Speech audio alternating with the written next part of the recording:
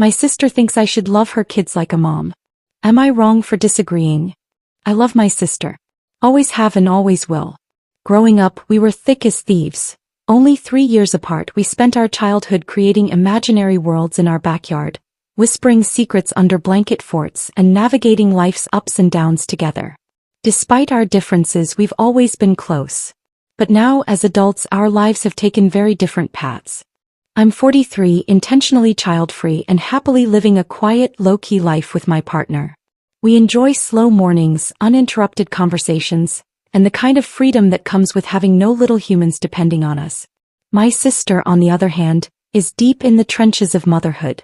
She's 40, married to a great guy, and has 3 young boys, an energetic 3.5-year-old and a set of wild twin 2.5-year-olds. Their house is a hurricane of noise, laughter, tantrums, and chaos. For the past 2 years, I've made an annual trip to visit them. It's a 6-hour flight, and between work and life, it's not something I can do frequently.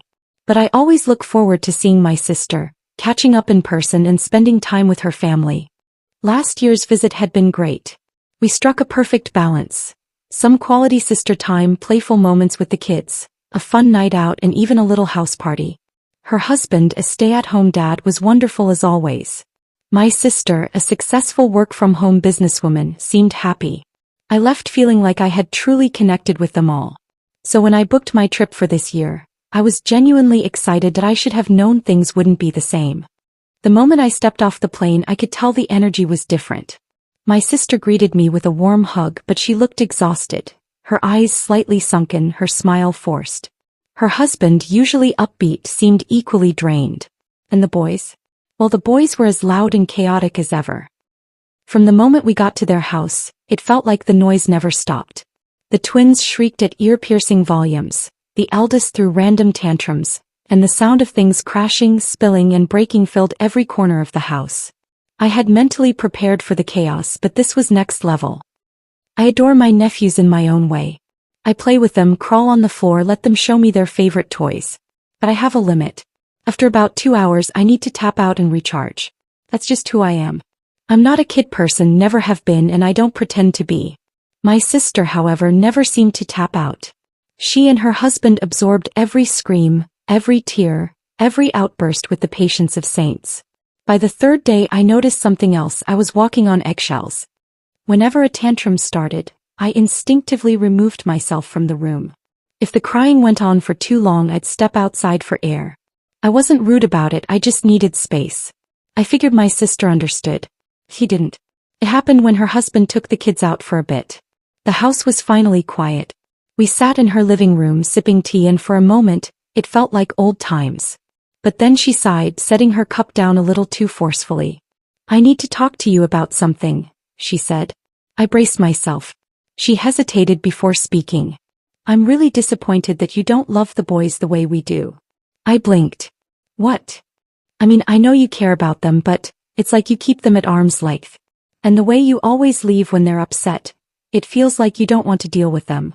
I felt a familiar tightness in my chest. I do love them, I said carefully. I wouldn't fly all the way here if I didn't. But it's not the same. She sighed. I just thought you'd feel a deeper connection to them. I stared at her, struggling to process what she was asking of me. Do you really expect me to love them the way you do? They're your kids. They're your nephews. Yes, and I love them as my nephews. But that's different from the way a parent loves their child. That's normal. She shook her head. I don't think it has to be. Silence stretched between us. I chose my words carefully. Look, I'm not used to this level of noise and chaos. I don't have kids. So when things get overwhelming, I step away. It's not because I don't care. It's because I need to. Her expression softened slightly, but I could still see the hurt in her eyes.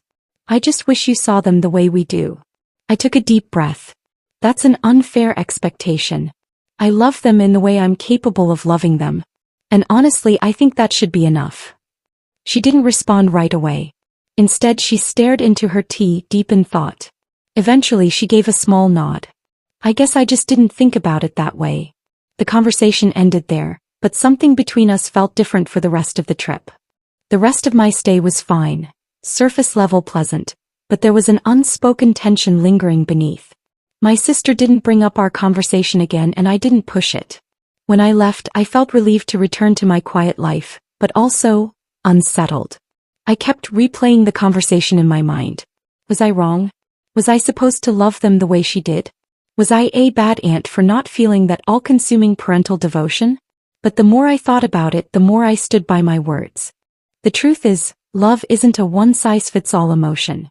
My version of love might not look like hers, but that doesn't make it less valid. I show love in my own ways, by visiting, by playing with them, by being present when I can. And honestly, I think that should be enough. So, am I wrong for not loving my sister's children the way she and her husband do? I don't think so. But I wonder if she still does.